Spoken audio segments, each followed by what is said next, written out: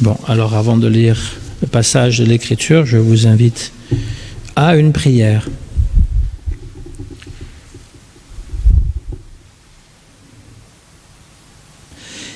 Écoutez ta parole, Seigneur, la méditer et la mettre en pratique.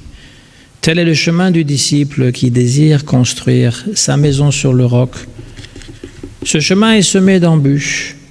Aussi donne-moi, Seigneur, un cœur qui écoute, qui s'attache à ta parole et vit en étroite familiarité avec elle jour et nuit.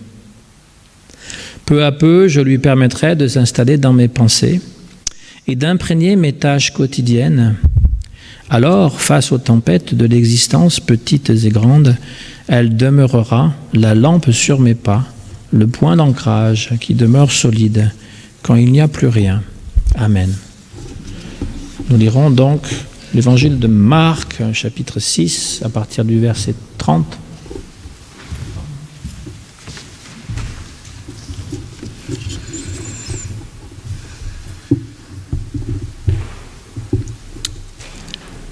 Les apôtres, s'étant rassemblés auprès de Jésus, lui racontèrent tout ce qu'ils avaient fait et tout ce qu'ils avaient enseigné. Jésus leur dit : « Venez à l'écart dans un lieu désert et reposez-vous un peu, car il y avait beaucoup d'allants et de venants, et ils n'avaient même pas le temps de manger. » Ils partirent donc dans une barque pour aller à l'écart dans un lieu désert. Beaucoup de gens les virent s'en aller et les reconnurent. Et de toutes les villes, on accourut à pied et on les devança au lieu où ils se rendaient. Quand il sortit de la barque, Jésus vit une grande foule et fut ému de compassion pour eux, parce qu'ils étaient comme des brebis qui n'ont point de berger. Et il se mit à leur enseigner beaucoup de choses. Comme l'heure était déjà avancée, ses disciples s'approchèrent de lui et dirent : « Ce lieu est désert et l'heure est déjà avancée. Renvoie-les afin qu'ils aillent dans les campagnes et dans les villages des environs pour s'acheter de quoi manger. » Jésus leur répondit : « Donnez-leur vous-même à manger. » Mais ils lui dirent : « Irions-nous acheter des pains pour 200 deniers et leur donnerions-nous à manger ?» Et il leur dit : « Combien avez-vous de pain ? Allez voir. » Ils s'en assurèrent et répondirent : « 5 et 2 poissons. » Alors, il leur commanda de les faire tous asseoir par groupes sur l'herbe verte, et ils s'assirent par rangées de 100 et de 50. Il prit les 5 pains et les 2 poissons, et levant les yeux vers le ciel, il rendit grâce. Puis il rompit les pains, il les donna aux disciples, afin qu'ils les distribuent à la foule. Il partagea aussi les 2 poissons entre tous. Tous mangèrent et furent rassasiés, et l'on emporta 12 paniers pleins de morceaux de pain et de ce qui restait des poissons. Ceux qui avaient mangé les pains étaient 5000 hommes.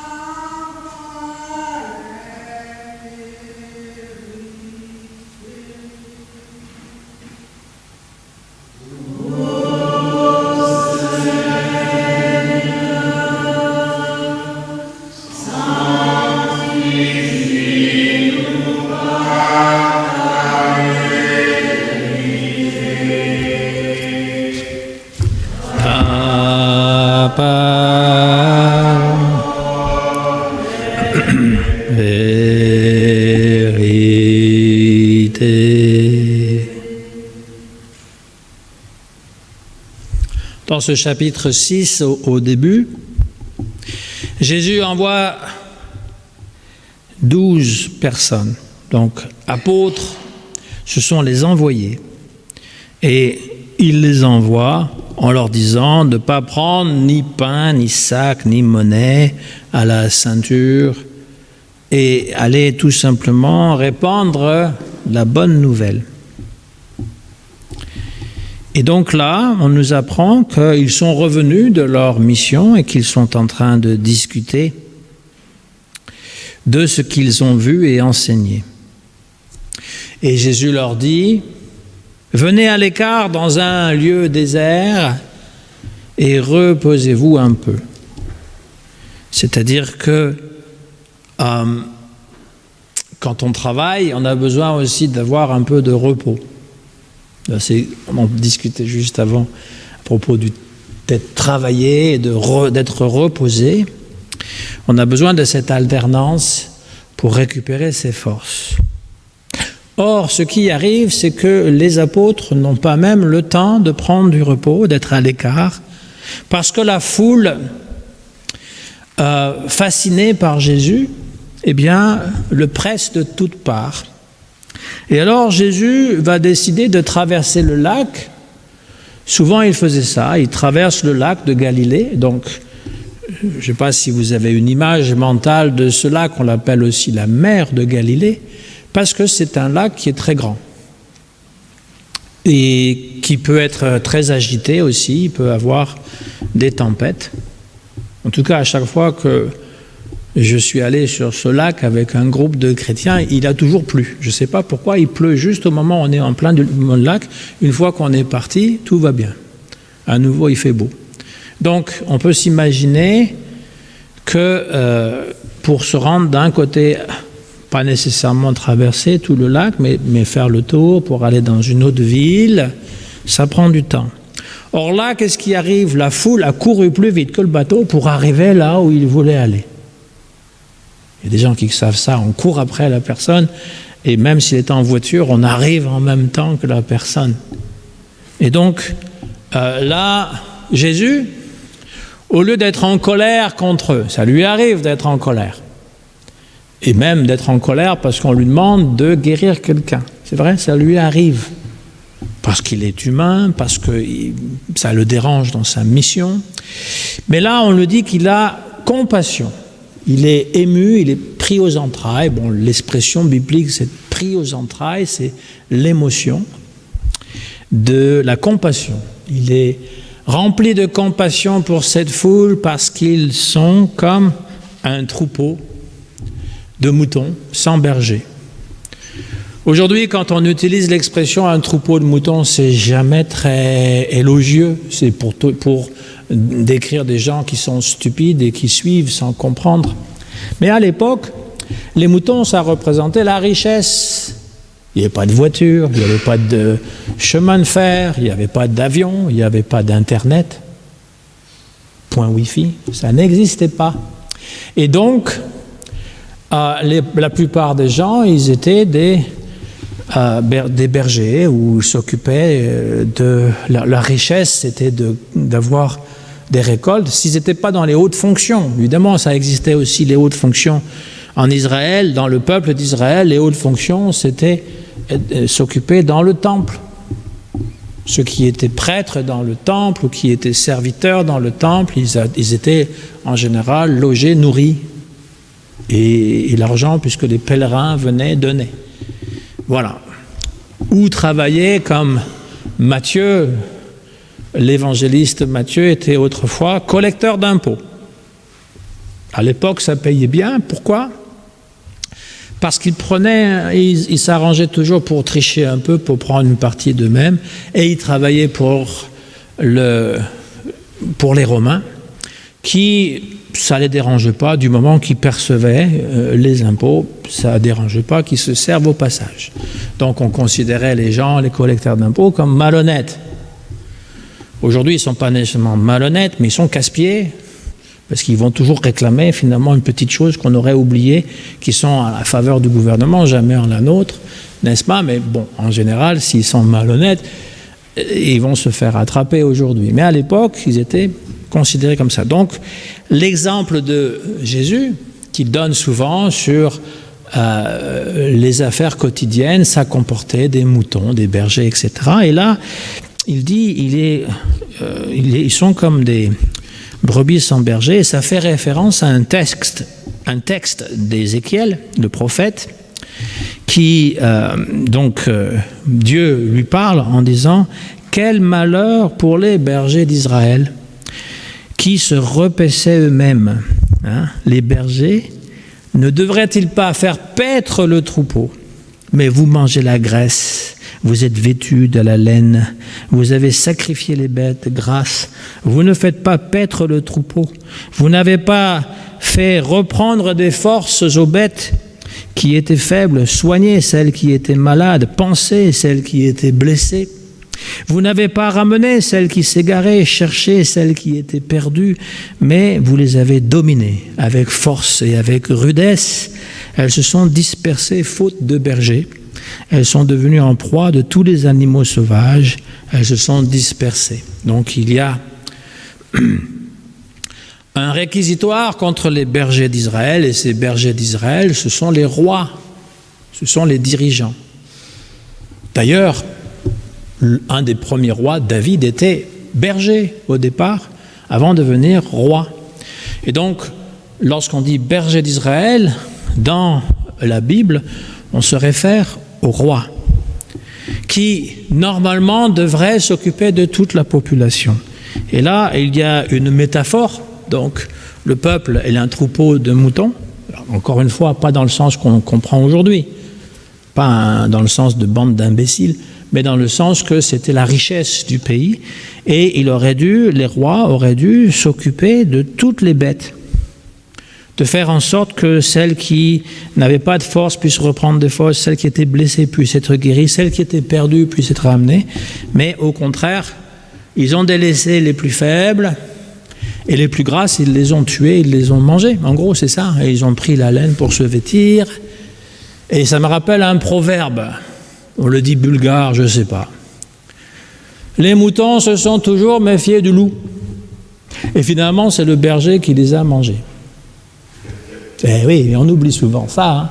On dit souvent, le loup, mais finalement, ils sont destinés pour être mangés quand même. N'est-ce pas? Et donc, nous sommes dans l'attente, dans la Bible, d'un vrai berger, c'est-à-dire le berger comme David, le roi David. Et donc, toute cette espérance messianique, il viendra un roi comme David qui sera l'envoyé du Seigneur. Alors les chrétiens, ils voient Jésus, le Messie, qui n'a pas été roi comme les rois, mais qui s'est décrit comme le bon berger. Je suis le bon berger, je m'occupe de mes brebis. Et il va dire à ses disciples, il va dire à Pierre aussi 3 fois, de faire en sorte qu'il va s'occuper des brebis, n'est-ce pas? Et le mot pasteur veut dire aussi berger. Hein. Cela dit, vous n'êtes pas mon troupeau.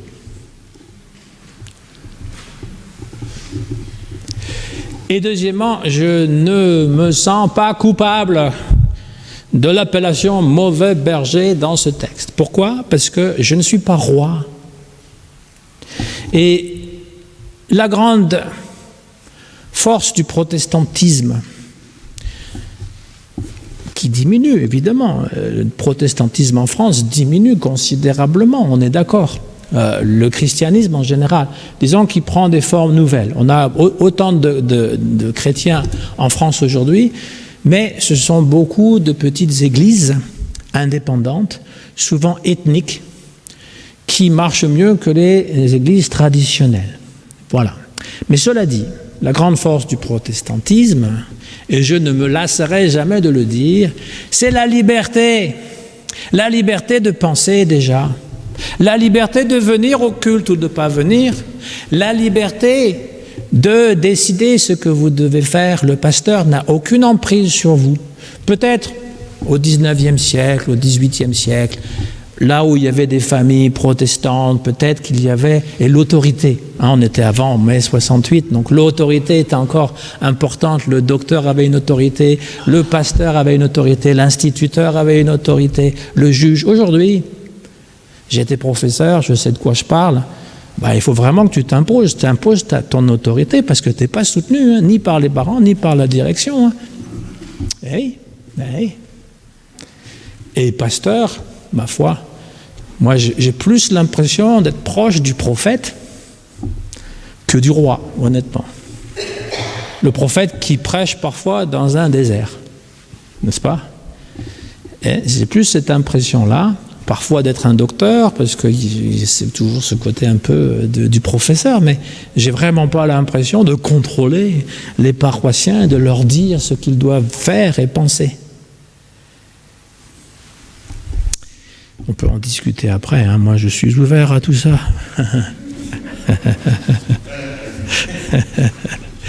Mais Jésus est pris de compassion. Alors, qu'est-ce qui se passe? Et il voit la foule. Et on lui dit, et c'est assez typique, hein, dans les évangiles, il y a plusieurs miracles de la multiplication des pains et des poissons. Il y a toujours... alors, le nombre varie, hein, des fois c'est 3 poissons, des fois c'est 5, qu'importe. Il y en a qui vont analyser, dire 5 plus 7 égale 12. Bon, ok, 1 plus 2 égale 3, donc ça veut dire la Trinité. Enfin, je ne sais pas. Qu'importe.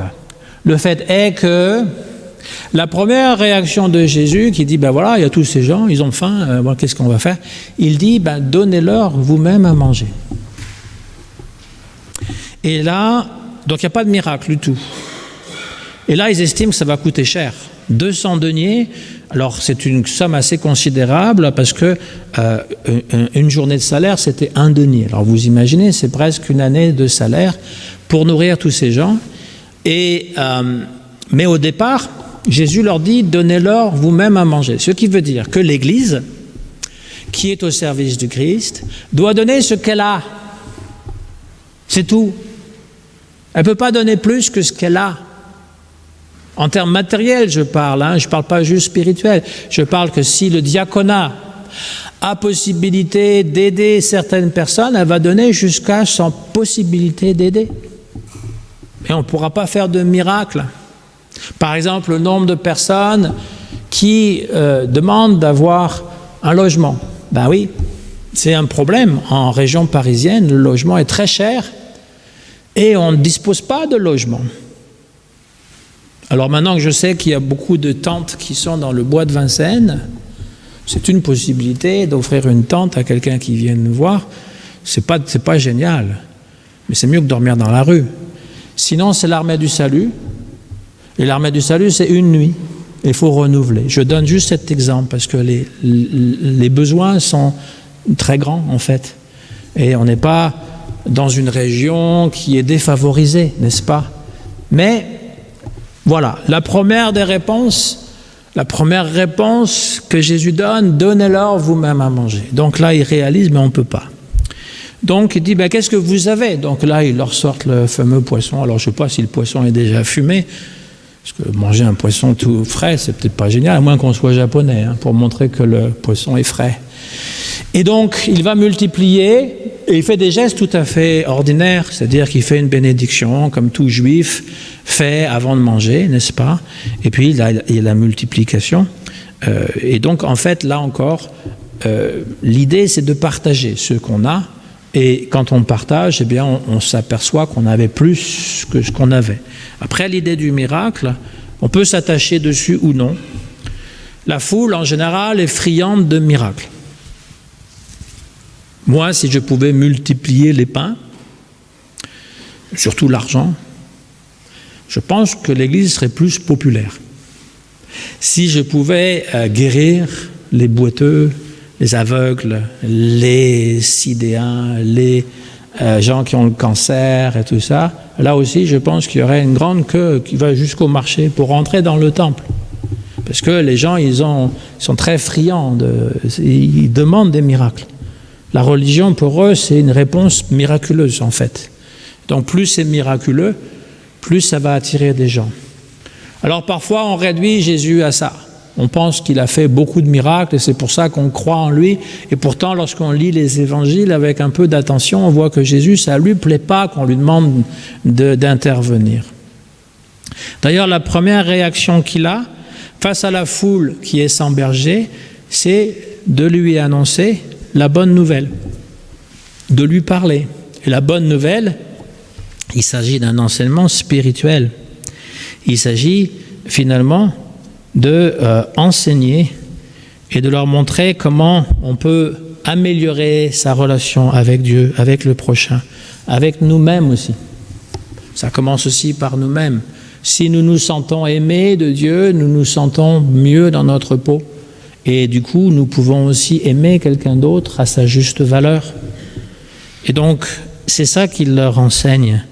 Et les miracles, parfois, ça vient freiner cet enseignement qui, lui, est plus durable que le miracle, parce que le miracle, une fois passé, une fois que vous avez obtenu votre pain, avec un peu de garniture, je ne sais pas, du thon ou du saumon, je ne sais pas c'était quoi, n'est-ce pas?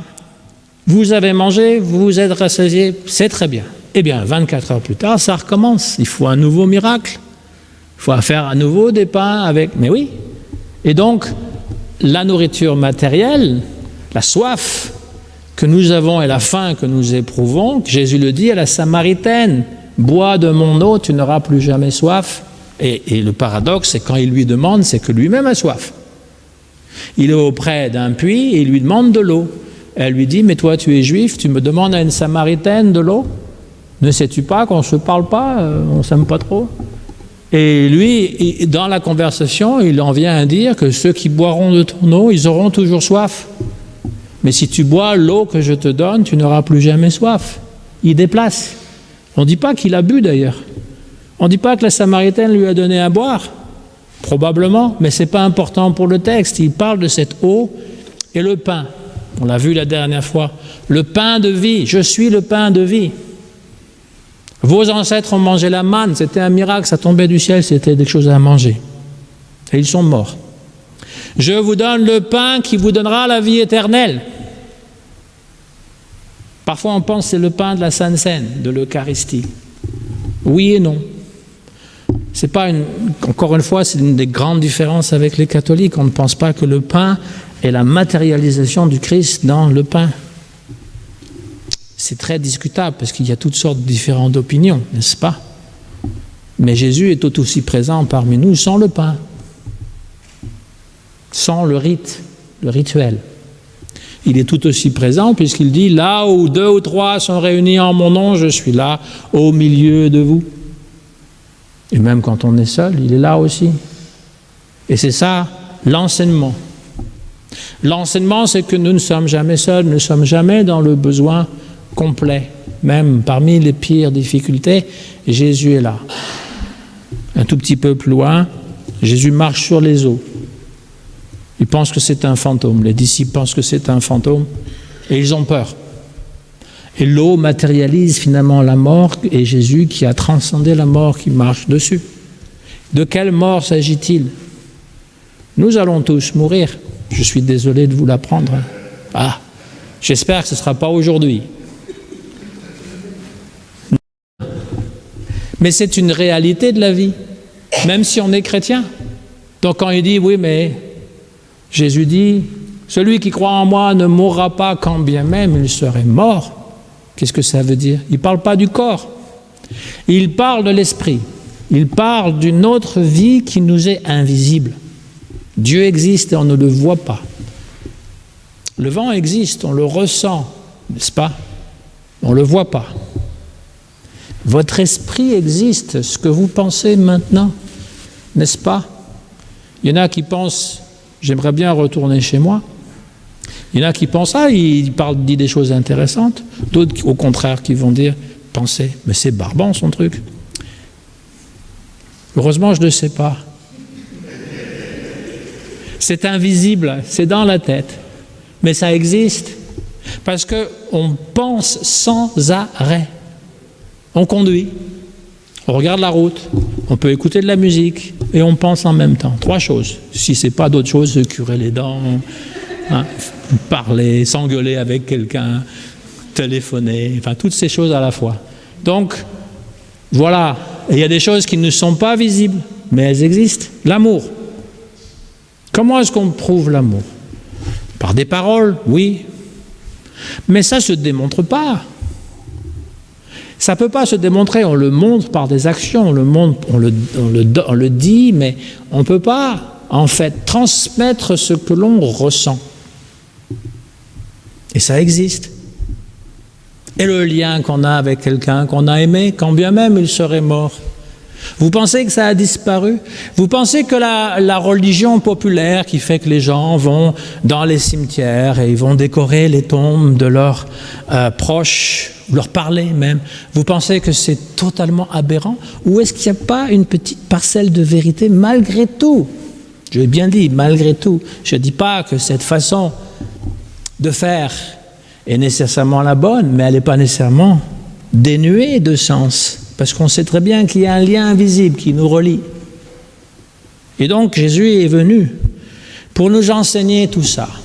Mais nous devons avoir la patience et la réceptivité pour l'accueillir. La patience d'écouter, la réceptivité pour que ça puisse venir en notre cœur. Ça peut prendre du temps, mais un jour ça viendra. Au nom du Christ. Amen.